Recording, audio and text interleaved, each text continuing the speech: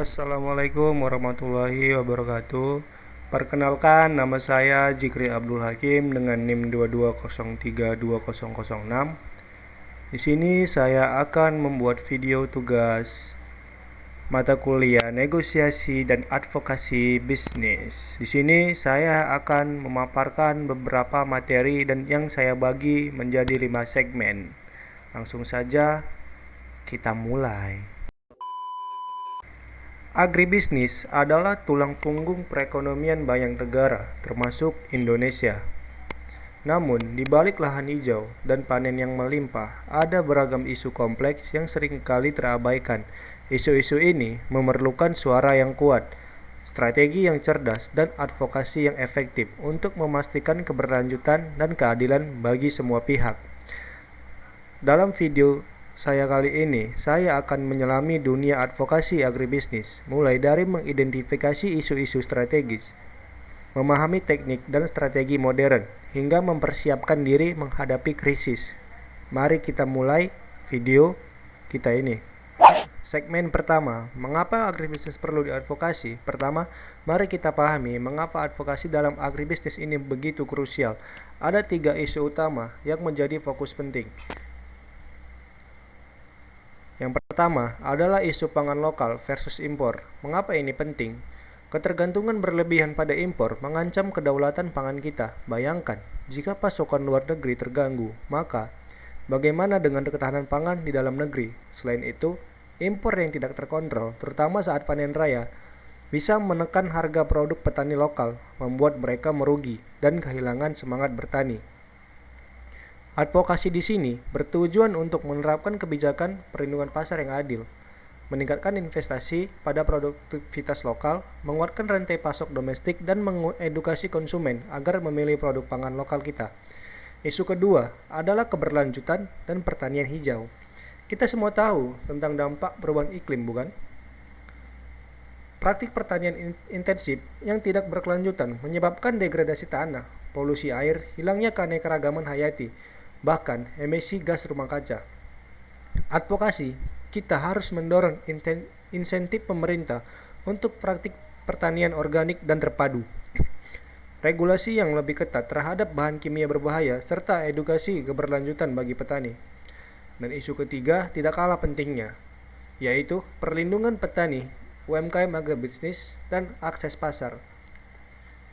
Petani dan UMKM seringkali menjadi pihak yang paling rentan kesulitan mengakses modal, teknologi, informasi, dan pasar yang adil.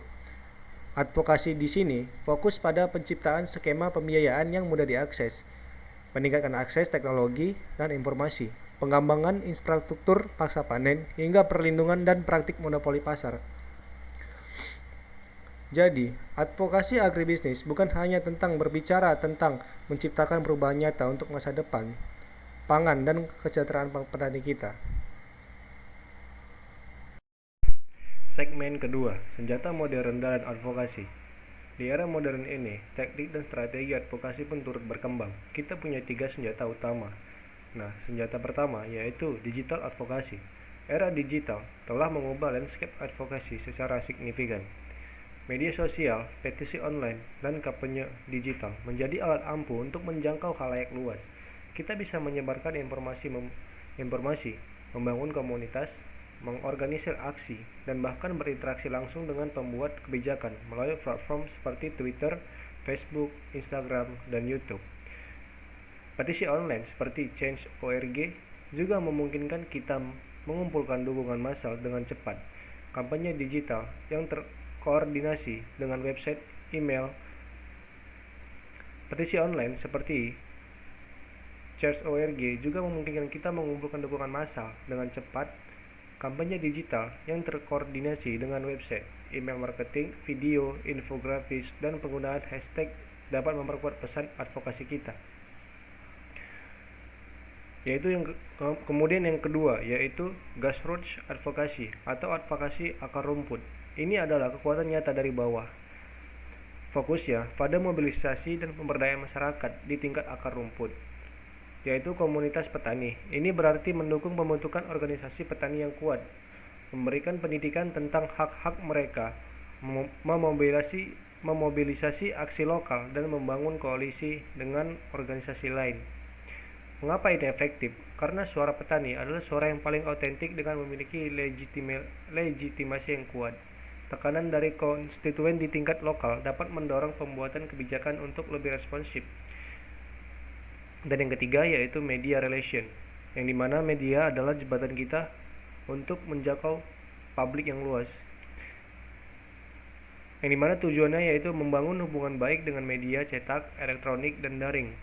Yaitu adalah kunci untuk memperluas jangkauan pesan advokasi. Kita harus mampu mengembangkan pesan yang jelas, menulis siaran pers yang efektif, mengadakan konversi pers, dan menjalin sumber informasi yang kredibel bagi jurnalis. Kemudian segmen ketiga, yang dimana siapa saja sekutu kita, membangun koalisi. Dalam advokasi, kita tidak bisa berjalan sendiri. Memetakan stakeholder dan membangun aliansi adalah kunci keberhasilan. Siapa itu stakeholder? Nah, mereka adalah individu atau kelompok atau organisasi yang memiliki kepentingan atau dapat dipengaruhi oleh isu advokasi kita. Mereka bisa dari pemerintah, asosiasi petani, media massa, akademisi, NGO, hingga perusahaan besar. Setelah mengidentifikasi, kita perlu menganalisis kepentingan dan pengaruh mereka. Ini membantu kita memahami siapa sekutu potensial dan siapa yang mungkin menentang. Menggunakan matriks power interest, kita bisa mengkategorikan mereka. Siapa pemain kunci, pengambil keputusan potensial, pendukung potensial, atau hanya pengamat. Lalu, bagaimana membangun koalisi advokasi yang kuat? Koalisi advokasi adalah aliansi strategis antara berbagai stakeholder yang memiliki kepentingan bersama. Langkahnya meliputi identifikasi tujuan bersama, pemetaan potensi anggota, membangun komunikasi yang efektif, menentukan peran yang jelas, dan memanfaatkan kekuatan serta jaringan masing-masing anggota. Segmen 4, yaitu pesan yang menggerakkan dan kekuatan cinta. Pesan adalah inti dari advokasi. Bagaimana kita menyampaikannya agar didengar dan menggerakkan. Kita menggunakan teknik komunikasi persuasif, yang dimana merupakan seni mempengaruhi melalui argumen rasional dan daya tarik emosional. Prinsip-prinsipnya adalah reciprocity atau timbal balik, commitment and consistency, social proof, authority linking, dan security. Misalnya, untuk security, kita bisa tekankan urgensi isu agribisnis. Jika ada tindakan sekarang, lahan produktif akan hilang selamanya. Dalam menyusun pesan, pastikan relevan dengan audiens, jelas dan ringkas, berbasis solusi, menarik emosi dan logika, serta konsisten di semua saluran komunikasi. Tapi, ada satu alat yang sangat ampuh. Apakah itu? Storytelling berbasis data. Kenapa itu sangat penting? Karena data bisa saja terasa dikit, tapi cerita memberikan wajah manusia pada statistik. Otak kita lebih mudah mengingat narasi daripada sekumpulan fakta. Cerita membangun empati dan menyederhanakan isu kompleks. Ketika sebuah cerita kuat didukung data akurat, itu jauh lebih meyakinkan. Elemennya sederhana, ada tokoh, misalnya petani yang berjuang. Konfliknya harga jatuh. Data yang terintegrasi, yaitu penghasilan Pak Budi turun 50%, solusi dan ajakan bertindak atau call to action, contohnya video dokumenter pendek atau infografis interaktif. Segmen kelima yaitu bersiap menghadapi badai, manajemen krisis. Di dunia advokasi, krisis bisa datang kapan saja. Manajemen krisis adalah serangkaian proses terencana untuk mempersiapkan, merespon, dan pulih dari peristiwa tak terduga yang dapat merugikan tujuan advokasi kita. Contoh krisis bisa beragam, berita hoax, harga pangan, kebijakan dadakan yang merugikan, pencemaran nama baik komoditas, kegagalan program pertanian, bahkan serangan personal terhadap tokoh advokat. Strategi menghadapi krisis ini harus cepat dan terkoordinasi. Pertama, yaitu bentuk tim krisis yang terdiri dari juru bicara, ahli komunikasi, dan ahli terkait. Lalu lakukan pemantauan dan deteksi dini isu-isu potensial di media dan media sosial. Kembangkan pesan kunci krisis yang jelas dan ringkas serta bersifat empatik dan berdasarkan fakta. Komunikasi harus cepat dan transparan. Bekerja sama dengan media dan setelah krisis. Lakukan evaluasi pasca krisis untuk pembelajaran. Untuk pernyataan resmi, pastikan jelas, ringkas, faktual, akurat, dan memiliki tujuan yang jelas. Di media sosial, respon harus cepat, ringkas, fokus pada fakta dan sistem berinteraksi.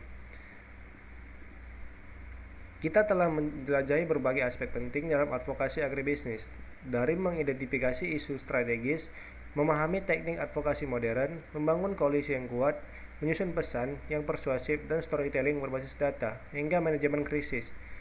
Advokasi adalah sebuah perjalanan, bukan tujuan akhir. Dengan pemahaman dan strategi yang tepat, kita bisa menjadi agen perubahan yang membawa dampak positif bagi sektor agribisnis, para petani, UMKM, dan pada akhirnya bagi ketahanan pangan bangsa. Mari terus belajar, berkolaborasi, dan bersuara untuk agribisnis yang lebih baik. Oke, baik. Selanjutnya, saya akan melakukan pengembangan terkait materi yang telah saya sampaikan di atas, yang dimana pada segmen pertama, saya membahas isu-isu strategis agribisnis yang perlu diadvokasikan, yang dimana isu-isu strategis dalam agribisnis di Indonesia mencakup berbagai dimensi, mulai dari ekonomi, sosial, hingga lingkungan. Advokasi yang efektif memerlukan pemahaman mendalam tentang akar masalah dan dampaknya. Dan di sini saya akan membahas isu pangan lokal versus impor, yang dimana isu ini berkaitan erat dengan kedaulatan pangan nasional dan kesejahteraan petani lokal. Ketergantungan pada impor, terutama pada komoditas yang juga diproduksi di dalam negeri, dapat menekan harga jual petani saat panen raya dan melemahkan semangat mereka untuk bertani.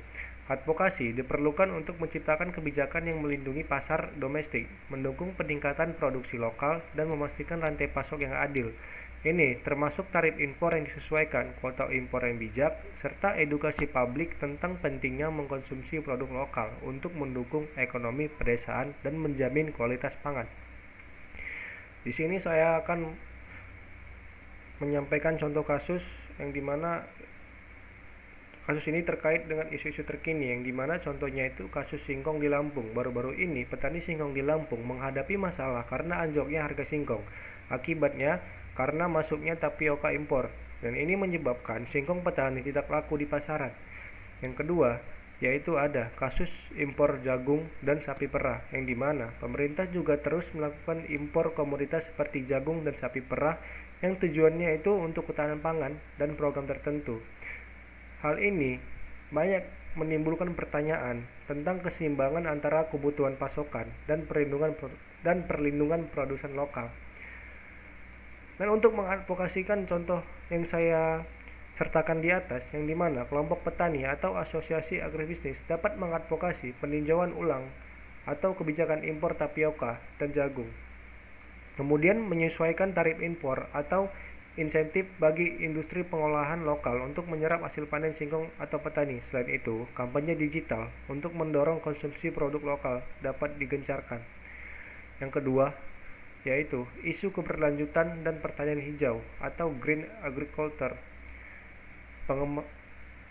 Yang kedua, yaitu isu keberlanjutan dan pertanian hijau atau green agriculture. Pertanian yang berkelanjutan adalah kunci untuk menjaga lingkungan dan memastikan produktivitas jangka panjang.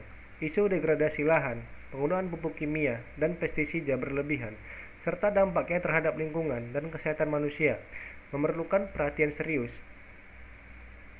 Advokasi di sini bertujuan untuk mendorong praktik pertanian ramah lingkungan, mendukung petani yang beralih ke pertanian organik, serta menciptakan regulasi yang ketat terhadap betapa bahayanya bahan kimia bagi lahan petani dan insentif bagi praktik berkelanjutan. Contoh kasus terkini yang saya ambil yaitu pencemaran sungai akibat pertanian.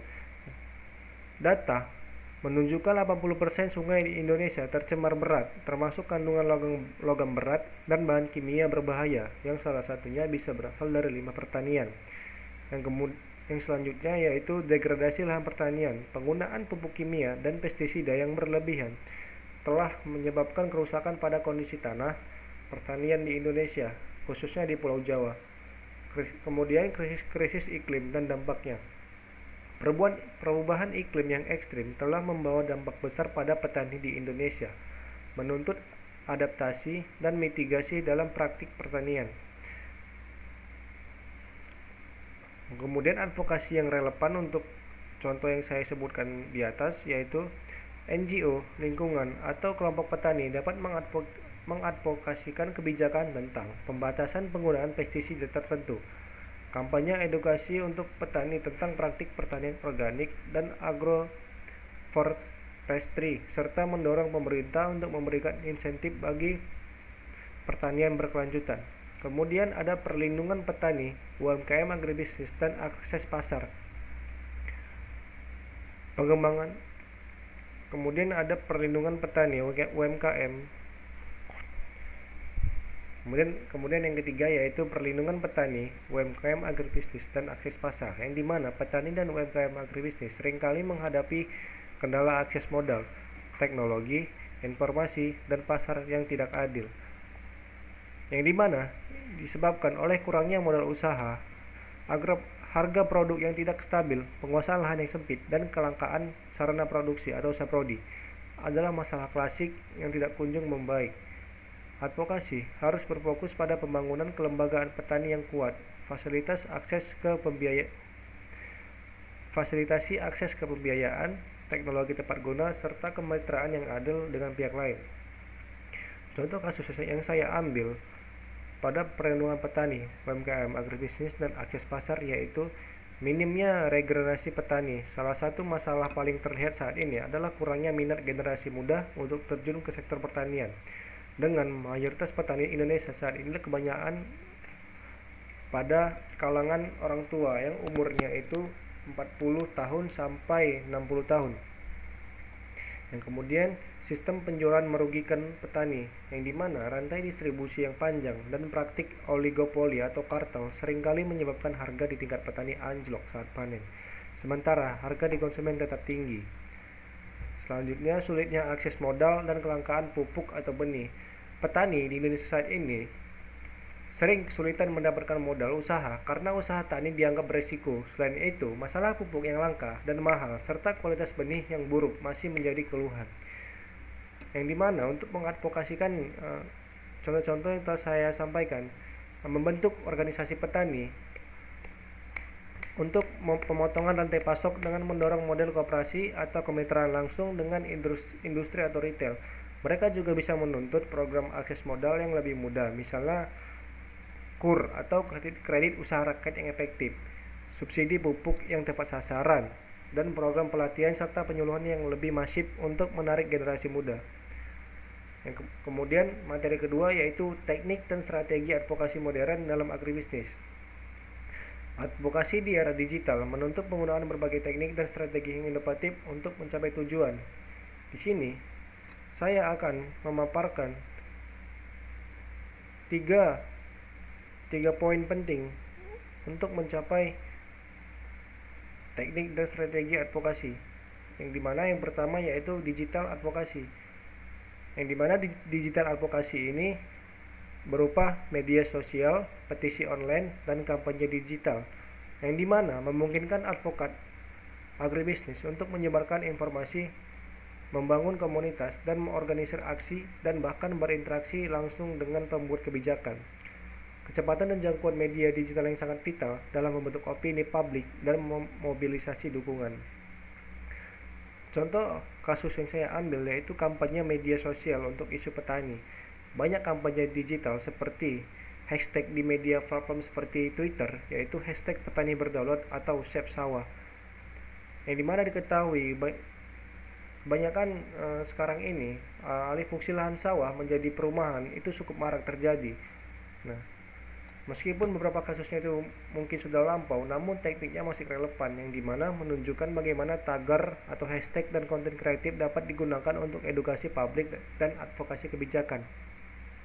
Mendorong kebijakan melalui petisi online. Jika ada isu spesifik seperti penolakan rencana pembangunan food estate di lahan produktif atau desakan untuk revisi regulasi impor, petisi online bisa menjadi cara cepat mengumpulkan dukungan publik.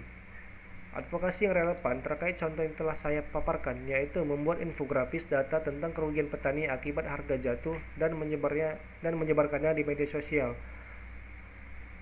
Menyebarkan di media sosial seperti TikTok, YouTube, IG, dan lain-lain.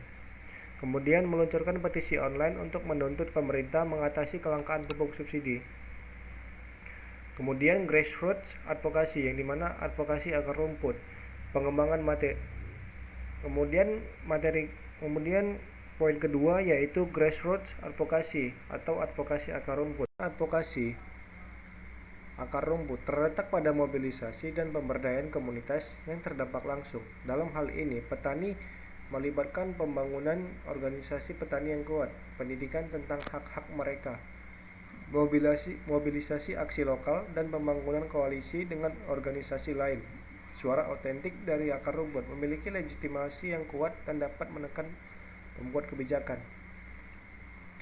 Contoh kasus terkini yaitu mobilisasi petani menuntut hak tanah. Ketika terjadi konflik lahan atau alih fungsi lahan pertanian yang merugikan, petani dapat dimobilisasi untuk menyampaikan aspirasi langsung kepada pemerintah daerah atau DPR. Kemudian, pemberdayaan kelompok tani melalui koperasi, yaitu mendorong petani untuk membentuk koperasi yang kuat seperti yang dicontohkan oleh negara-negara maju seperti Denmark dan Korea Selatan, yang dimana itu dapat membantu mereka mengatasi masalah permodalan dan akses pasar secara kolektif. Kemudian advokasi yang relevan untuk contoh di atas yang saya sampaikan yaitu mengadakan pertemuan rutin dengan kelompok tani di desa untuk membahas masalah pupuk, lalu secara kolektif mengirimkan perwakilan ke dinas terkait. Kemudian didukung oleh data dan testimoni langsung.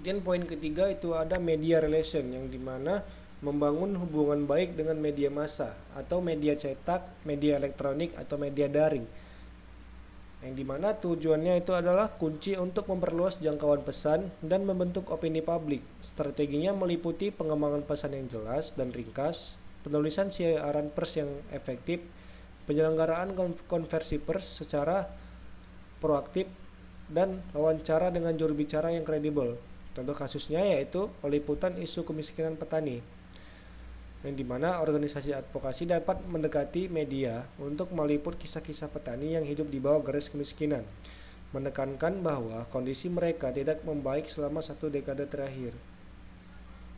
Kemudian meningkatnya produksi beras dengan kesejahteraan petani.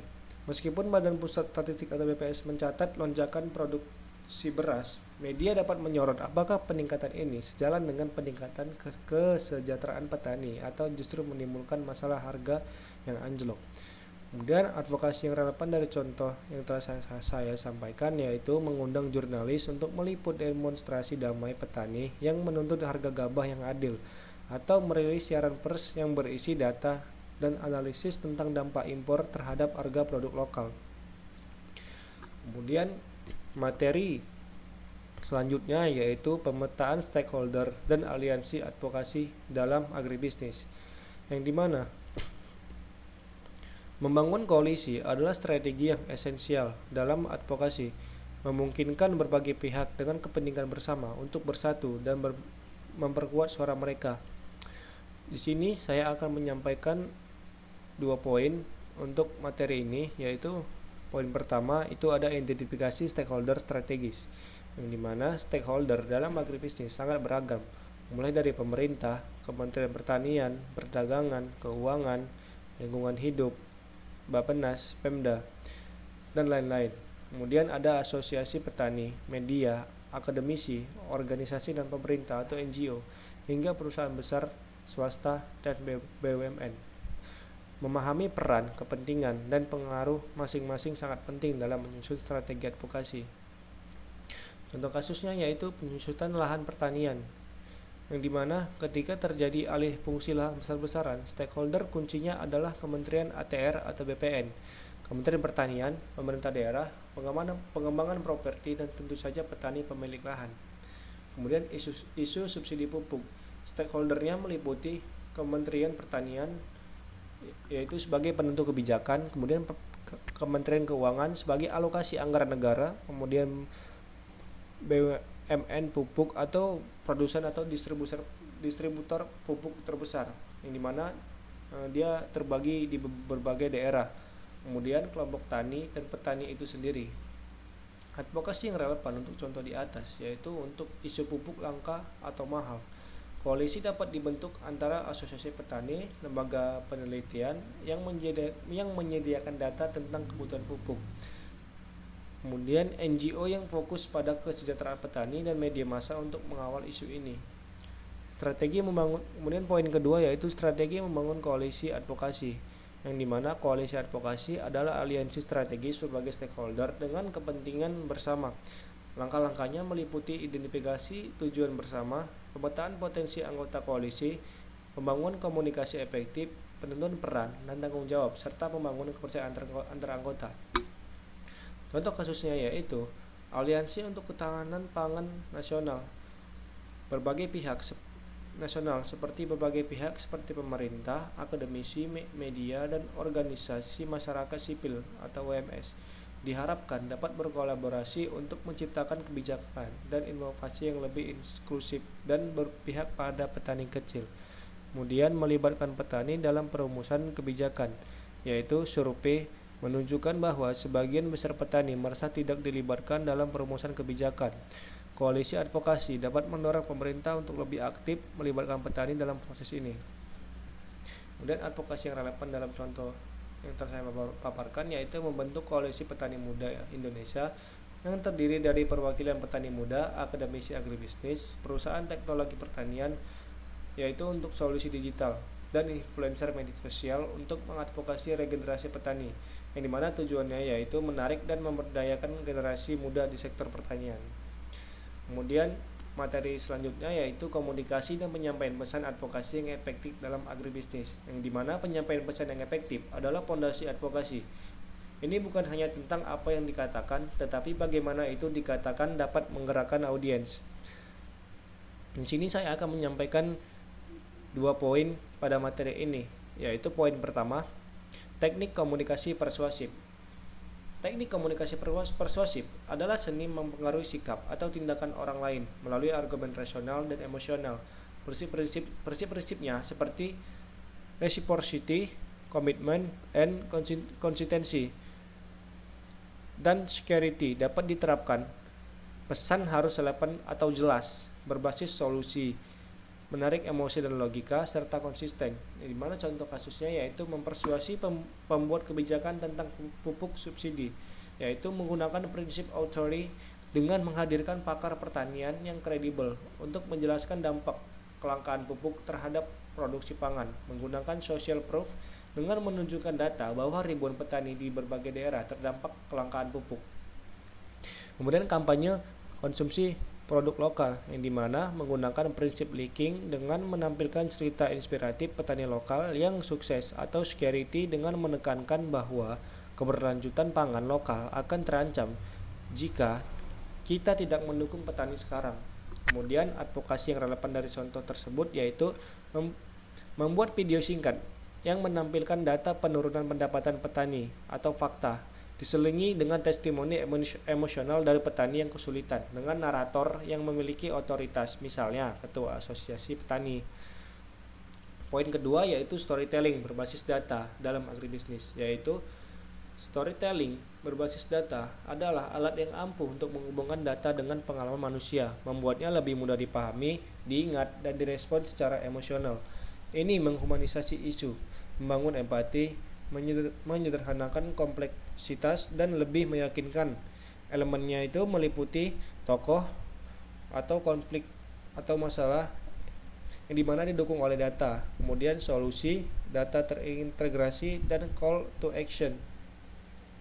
Yang dimana contoh selanjutnya itu yang dimana contoh kasusnya yaitu kisah petani terdampak perubahan iklim, yaitu membuat video dokumenter pendek tentang seorang petani di daerah yang sering dilanda kekeringan atau banjir. Contohnya petani yang di Relet ini, yang dimana lahannya pada saat musim kemarau itu kering dan pada saat musim hujan itu terendam banjir, yaitu dikarenakan mayoritas petani atau lahan sawah yang ada di Relet ini itu memakai sistem sawah tada hujan, yang dimana mereka mengharapkan curah hujan untuk mengairi persawahan mereka.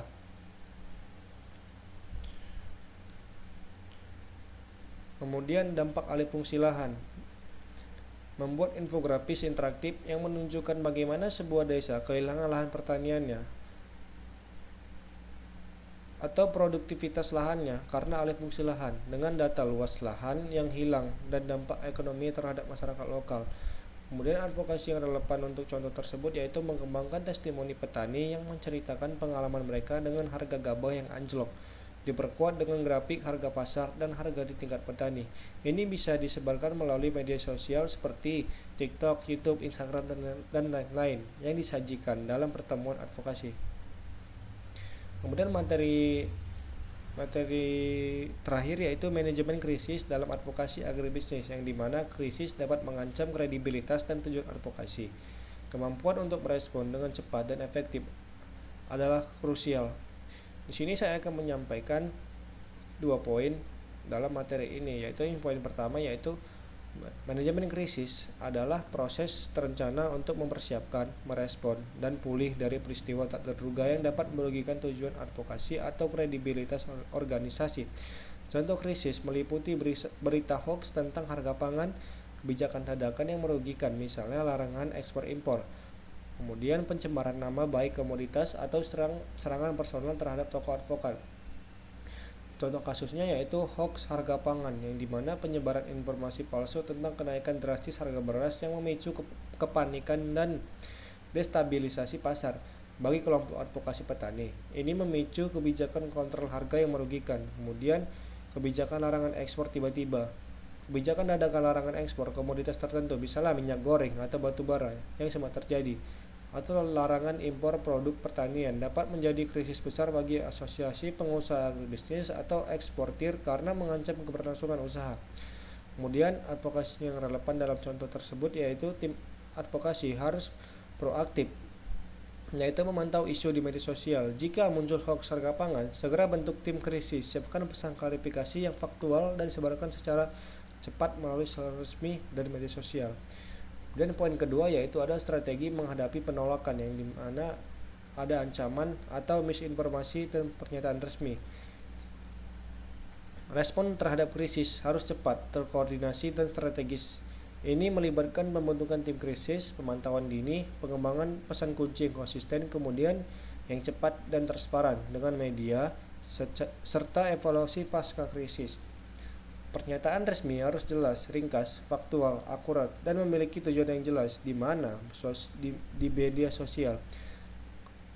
Klarifikasi harus cepat, responsif, ringkas, dan fokus pada fakta, siap untuk interaksi. Contoh kasusnya yaitu petani dituduh penyebab inflasi. Jika ada narasi di media yang menyudutkan petani sebagai penyebab inflasi pangan, tim advokasi harus segera merespon dengan data harga di tingkat petani versus harga konsumen untuk menyoroti inefisiensi rantai pasok atau praktik kartel sebagai penyebab sebenarnya. Kemudian, klaim produk pertanian berbahaya. Jika ada komoditas agribisnis tertentu dituduh berbahaya, misalnya isu residu pestisida berlebihan, yang dimana asosiasi terkait harus segera mengeluarkan pernyataan resmi yang faktual dan transparan, didukung hasil uji lab independen. Kemudian advokasi yang relevan untuk contoh tersebut yaitu lakukan simulasi krisis secara berkala. Tim advokasi harus memiliki daftar kontak, media darurat, draft pernyataan, klarifikasi umum, dan panduan respon cepat untuk media sosial. Misalnya ketika ada berita hoax, tim bisa segera merilis infografis fakta versus hoax harga pangan di media sosial. Isu-isu strategis agribisnis yang perlu diadvokasikan. Yang pertama itu ada isu pangan lokal versus impor, yang dimana isu ini adalah jantung dari ketahanan pangan dan kedaulatan pangan suatu negara. Advokasi di sini berfokus pada keseimbangan antara memenuhi kebutuhan konsumsi domestik melalui produksi lokal dan peran impor dalam menjaga stabilitas pasokan dan harga. Mengapa perlu diadvokasikan? Pertama yaitu kedaulatan pangan. Ketergantungan berlebihan pada impor dapat mengancam kedaulatan pangan, membuat negara rentan terhadap gejolak pasar global dan kebijakan negara pengekspor. Kemudian kesejahteraan petani lokal. Impor tidak terkontrol, terutama saat panen raya, dapat menekan harga produk petani lokal, mengakibatkan kerugian, dan menurunkan minat petani. Kemudian, pembangunan ekonomi lokal, yang dimana mendorong pangan lokal berarti mendukung rantai nilai di dalam negeri, menciptakan lapangan kerja, dan menggerakkan ekonomi pedesaan. Kemudian, kualitas dan keamanan pangan, kontrol kualitas dan keamanan pangan lokal sering kali lebih mudah diawasi dibandingkan dengan produk impor yang menempuh perjalanan jauh. Poin-poin advokasi pada isu pangan lokal versus impor yaitu penerapan kebijakan perlindungan pasar yang adil bagi produk petani lokal seperti tarif impor yang disesuaikan atau kuota impor yang bijaksana. Kemudian, peningkatan investasi dalam produktivitas pertanian lokal, misalnya benih unggul, irigasi, dan pupuk. Kemudian, penguatan rantai pasok domestik untuk mengurangi biaya dan meningkatkan efisiensi distribusi pangan lokal. Kemudian, edukasi konsumen tentang pentingnya memilih produk pangan lokal dan musim. Kemudian, isu keberlanjutan dan pertanian hijau atau green agriculture, yang dimana pertanian berkelanjutan adalah model pertanian yang mengintegrasikan aspek ekonomi, sosial, dan lingkungan untuk memenuhi kebutuhan pangan saat ini tanpa mengorbankan kemampuan regenerasi, mengorbankan kemampuan generasi mendatang untuk memenuhi kebutuhannya. Green agriculture adalah bagian integral dari ini, berfokus pada praktik ramah lingkungan. Kemudian isu keberlanjutan dan pertanian hijau green agriculture mengapa perlu diadvokasikan? Karena degradasi lingkungan pertanian ini mengapa perlu diadvokasikan? Karena praktik pertanian intensif yang tidak berkelanjutan dapat menyebabkan degradasi tanah, polusi air, hilangnya keanekaragaman hayati, dan emisi gas rumah kaca. Kemudian, pertanian berkelanjutan dan hijau membangun resiliensi terhadap dampak perubahan iklim, kekeringan, banjir, hama, dan penyakit baru. Kemudian, pengurangan penggunaan bahan kimia berbahaya dalam pertanian mendukung kesehatan konsumen dan ekosistem. Selanjutnya, praktik pertanian yang baik seringkali menghasilkan produk dengan kualitas lebih tinggi. Poin-poin yang perlu diadvokasikan dalam isu keberlanjutan dan pertanian hijau, yaitu insentif dan dukungan pemerintah untuk petani yang mengadopsi praktik pertanian organik, pertanian terpadu, agroforestry, dan penggunaan energi terbarukan. Kemudian, regulasi yang lebih ketat terhadap penggunaan pestisida dan pupuk kimia sintetik. Kemudian, edukasi dan pelatihan bagi petani tentang praktik pertanian berkelanjutan, penciptaan pasar yang lebih besar untuk produk-produk pertanian berkelanjutan dan organik. Kemudian, perlindungan petani, UMKM agribisnis, dan akses pasar. Petani dan UMKM agribisnis seringkali menjadi pihak yang paling rentan dalam rantai nilai agribisnis, menghadapi tantangan dalam hal akses modal, teknologi, informasi, dan pasar yang adil. Kemudian, perlindungan petani, UMKM agribisnis, dan akses pasar kenapa perlu diadvokasikan? Karena petani dan UMKM adalah tulang punggung agribisnis. Perlindungan mereka berarti perlindungan ekonomi desa dan komunitas. Dukungan bagi UMKM mendorong inovasi produk dapat diversifikasi di usaha di bidang agribisnis. Kemudian, akses pasar yang adil mengurangi kesenjangan antara produsen kecil dan pemain besar. Poin-poin yang perlu diadvokasi dari perlindungan petani, UMKM agribisnis, dan akses pasar yaitu penciptaan skema pembiayaan yang mudah diakses dan terjangkau bagi petani dan UMKM, misalnya KUR khusus pertanian atau kredit usaha rakyat khusus di bidang pertanian, dan subsidi bunga. Kemudian, peningkatan akses terhadap teknologi dan informasi pertanian, misalnya penyuluhan dan aplikasi pertanian. Pengembangan infrastruktur pasca panen dan logistik untuk mengurangi kerugian pasca panen. Kemudian, fasilitasi kemitraan yang adil antara petani, UMKM, dengan industri pengolahan atau retail besar. Kemudian, perlindungan terhadap praktik monopoli atau oligopoli di pasar pertanian, dan pemberdayaan kelembagaan petani seperti koperasi dan kelompok tani untuk meningkatkan daya tawar. Kemudian, isu ketimbangan logistik agribisnis di daerah 3T, yang dimana ketimbangan infrastruktur dan akses logistis di daerah 3T yaitu terdepan, terluar, terluar dan tertinggal, yang dimana merupakan hambatan besar bagi pengembangan agribisnis, menyebabkan biaya yang tinggi dan kesulitan distribusi.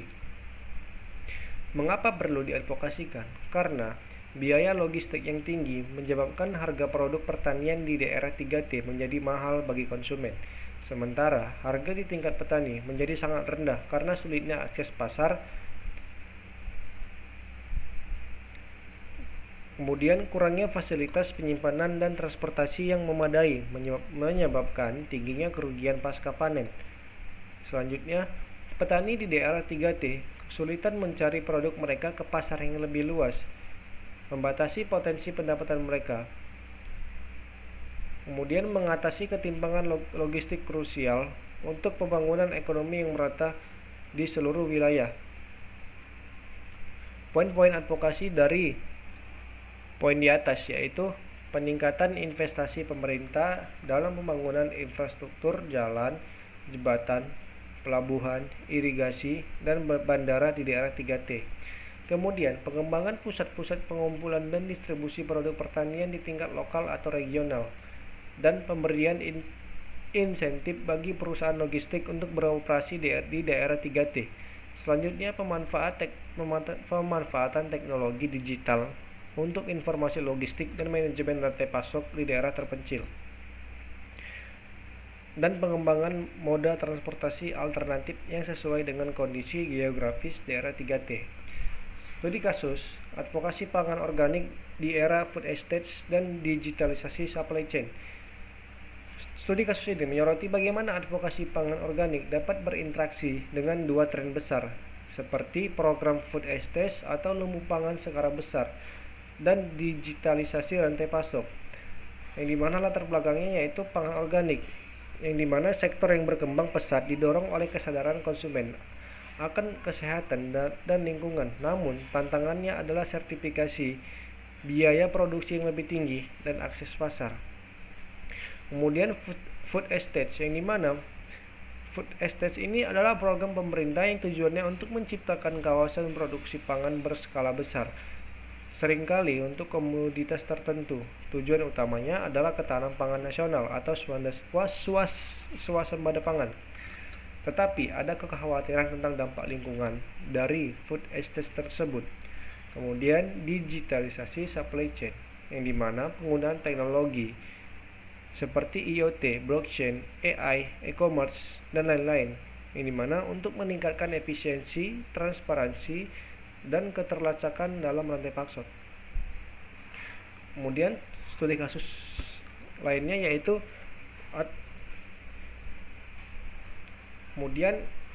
isu advokasi dalam konteks ini yaitu konflik potensial, yang dimana program food estates yang berorientasi monokultur dan intensifikasi dapat bertentangan dengan prinsip-prinsip pertanian organik dan keberlanjutan.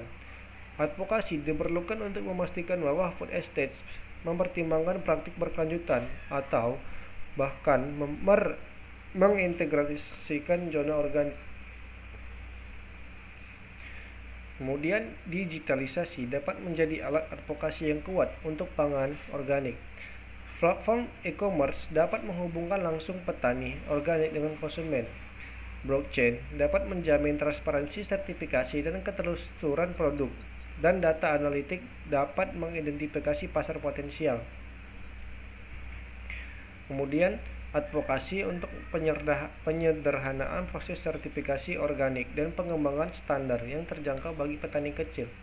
Kemudian mendorong kebijakan yang mendukung pengembangan rantai nilai pangan organik, termasuk insentif, pajak, subsidi, dan program pendidikan. Kemudian poin-poin advokasi yaitu integrasi hidup pertanian organik dan berkelanjutan dalam perencanaan dan pelaksanaan program food estate, pengembangan infrastruktur digital yang mendukung transparansi dan ketertelusuran produk organik.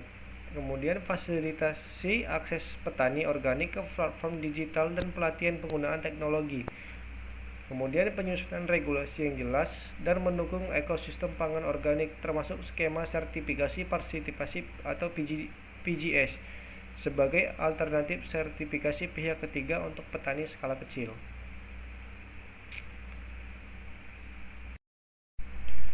Kemudian materi selanjutnya yaitu teknik komunikasi persuasif dalam advokasi, yang dimana komunikasi persuasif merupakan seni dan ilmu mempengaruhi sikap, keyakinan, atau tindakan orang lain melalui argumen rasional dan daya tarik emosional. Dalam advokasi agribisnis, teknik ini krusial untuk meyakinkan pembuatan kebijakan, media, publik, dan bahkan stakeholder lain. Prinsip-prinsip persuasif, yang dimana ada timbal balik, yang dimana orang cenderung membalas budi. Dalam advokasi, ini bisa berarti memberikan informasi berharga atau bantuan teknis kepada pembuat kebijakan dengan harapan mereka akan lebih terbuka terhadap usulan Anda. Kemudian ada komitmen dan konsistensi, yang dimana ada komitmen dan konsistensi. Orang ingin konsisten dengan apa yang telah mereka katakan atau lakukan sebelumnya. Dorong stakeholder untuk membuat komitmen kecil di awal yang kemudian dapat dikembangkan menjadi komitmen yang lebih besar. Misalnya, minta pembuat kebijakan untuk secara terbuka mengakui pentingnya petani, lalu gunakan pernyataan tersebut sebagai dasar untuk advokasi kebijakan pro petani. Kemudian prinsip-prinsip persuasif, yang dimana ada social proof atau bukti sosial. Orang-orang akan mengikuti tindakan orang lain, terutama jika mereka tidak yakin. Tunjukkan bahwa banyak petani atau organisasi lain yang mendukung isu Anda. Sorot keberhasilan praktik pertanian tertentu atau dampak positif suatu kebijakan di tempat lain. Kemudian ada authority atau otoritas, yang dimana orang cenderung mengikuti saran dari figur otoritas seperti public figure, yang dimana gunakan data dari lembaga penelitian terkemuka, kutip pendapat ahli pertanian, atau libatkan tokoh masyarakat yang dihormati dalam kampanye advokasi. Selanjutnya, liking atau suka.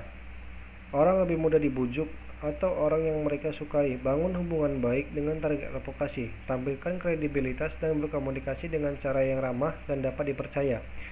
Kemudian ada security atau kelangkaan. Orang lebih menilai lebih tinggi sesuatu yang langka atau terbatas.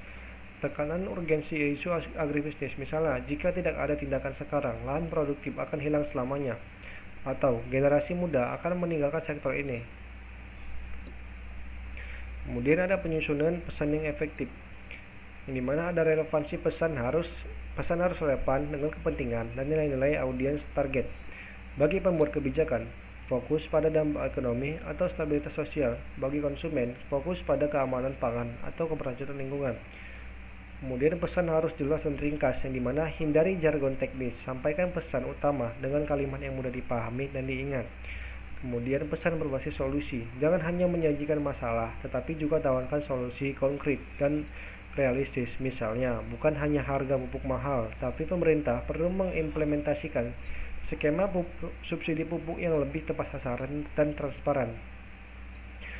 Kemudian menarik emosi dan logika, yang dimana pesan yang kuat menggambarkan daya tarik emosional, misalnya cerita tentang perjuangan petani dengan argumen rasional yang didukung oleh data yang kuat. Kemudian konsistensi dalam penyampaian data. Pastikan pesan yang disampaikan konsisten di semua saluran komunikasi oleh semua juru bicara. Kemudian pemilihan saluran komunikasi, yang dimana audiens dan target. Pilihlah saluran yang paling sering digunakan oleh audiens target Anda, misalnya media sosial untuk generasi muda, pertemuan tatap muka untuk pembuat kebijakan, radio lokal untuk petani di pedesaan. Kemudian sifat pesan, yaitu pesan yang kompleks, mungkin membutuhkan laporan atau presentasi sementara. Pesan singkat dan mendesak, cocok untuk media sosial atau siaran pers. Storytelling berbasis data agribisnis, yang dimana storytelling adalah alat yang sangat ampuh dalam advokasi karena mampu menghubungkan data dengan pengalaman manusia, menjadikannya lebih mudah dipahami, diingat, dan direspon secara emosional. Ketika digabungkan dengan data, storytelling menjadi sangat persuasif. Mengapa storytelling berbasis data sangat efektif? Karena data bisa saja terasa dingin dan abstrak. Cerita memberikan wajah manusia pada statistik, menunjukkan dampak nyata dari masalah atau solusi pada individu atau komunitas. Kemudian meningkatkan daya ingat. Otak manusia lebih mudah mengingat narasi daripada sekumpulan fakta dan angka. Kemudian membangun empati. Cerita dapat membangkitkan emosi dan empati, mendorong audiens untuk peduli dan bertindak. Kemudian menyederhanakan kompleksitas. Cerita dapat membantu menjelaskan isu agribisnis yang kompleks, misalnya rantai pasok global, dampak perubahan iklim, menjadi format yang lebih mudah dicerna. Kemudian meyakinkan lebih baik. Sebuah cerita yang kuat didukung oleh data yang akurat jauh lebih meyakinkan daripada data semata. Kemudian elemen storytelling berbasis data dalam agribisnis. Tokoh atau karakter. Siapa tokoh utama dalam cerita? Ya, petani yang berjuang, UMKM yang inovatif, atau konsumen yang peduli. Kemudian konflik atau masalah. Apa tantangan yang dihadapi tokoh tersebut? Misalnya, harga jatuh, gagal panen, lahan tergusur, kesulitan akses modal.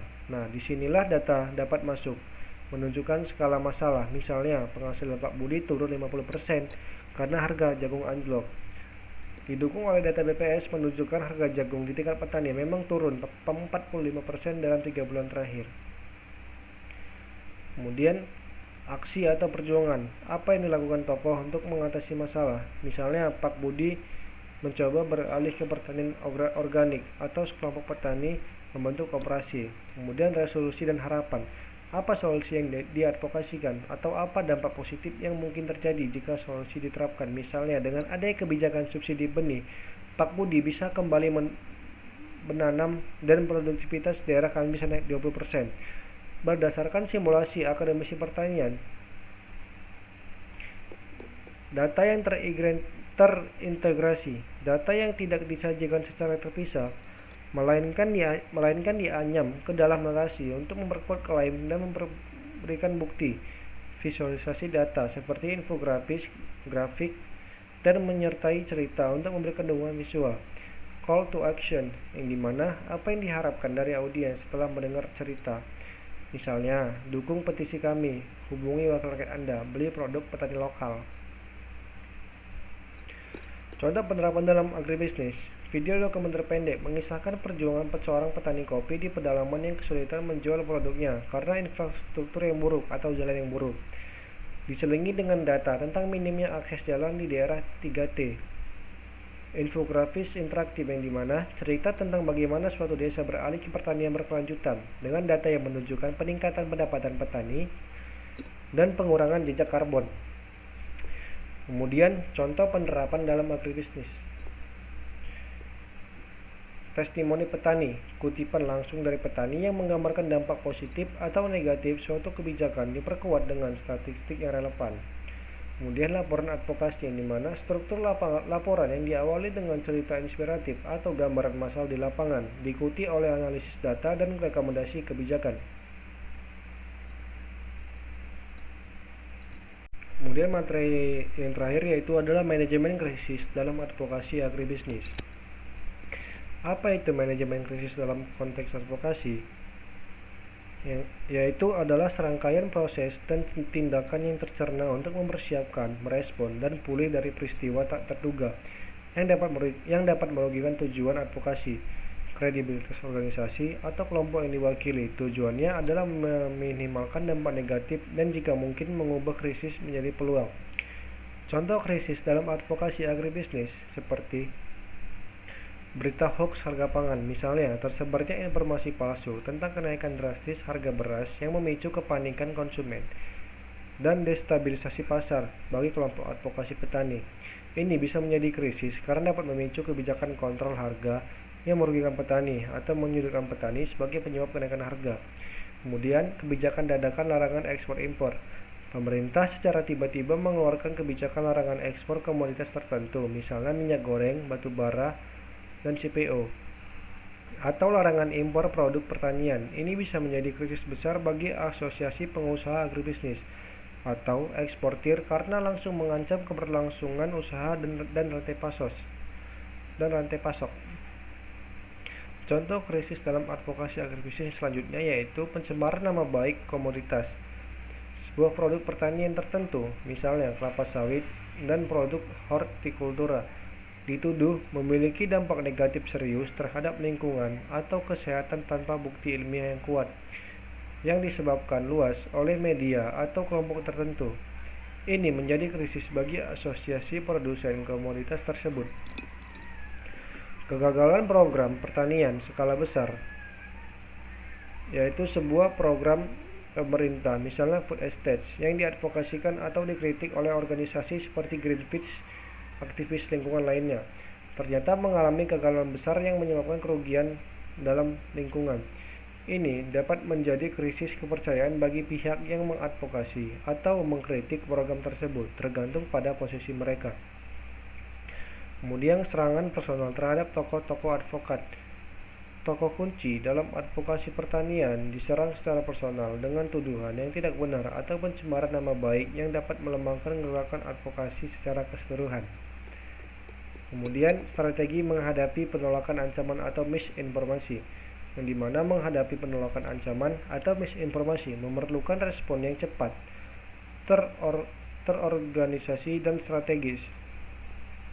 Pembentukan tim krisis, yang dimana tujuan tim inti yang terdiri dari juru bicara, ahli komunikasi, ahli hukum, dan perwakilan dari kelompok yang diadvokasi. Tim ini harus memiliki otoritas untuk membuat keputusan cepat. Kemudian pemantauan dan deteksi dini, yaitu aktif memantau media massa, cetak, elektronik, online, dan media sosial untuk mendeteksi munculnya isu-isu negatif.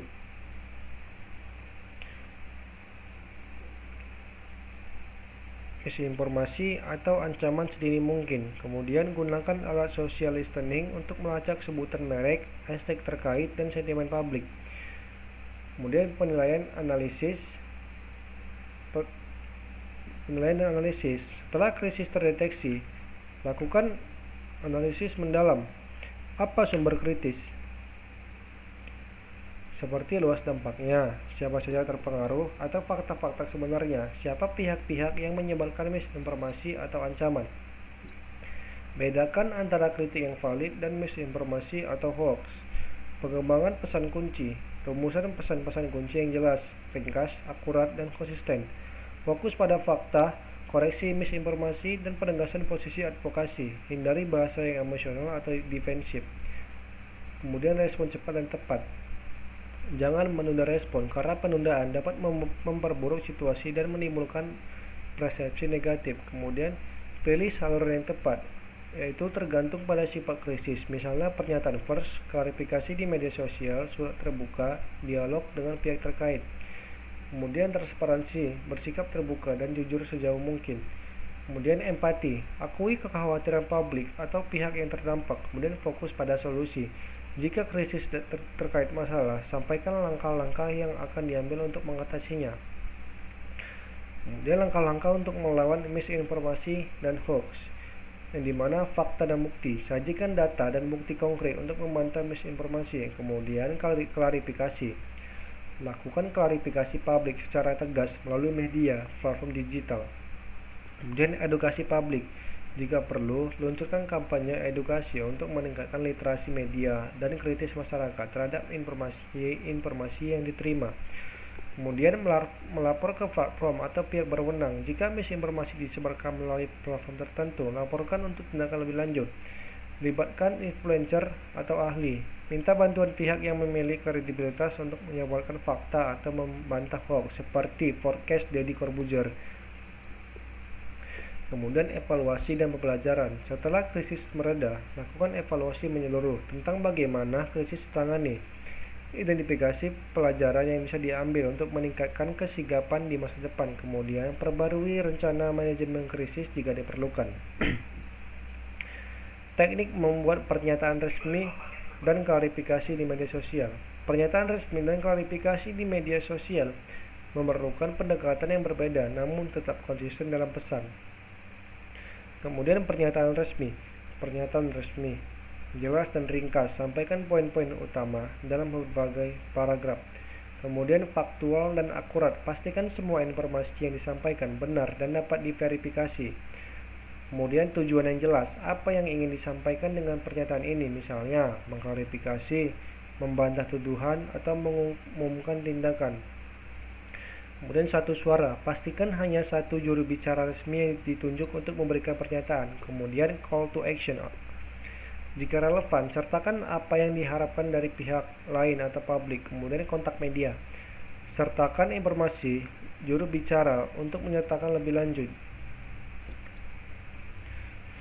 Kemudian klarifikasi di media sosial, cepat dan responsif.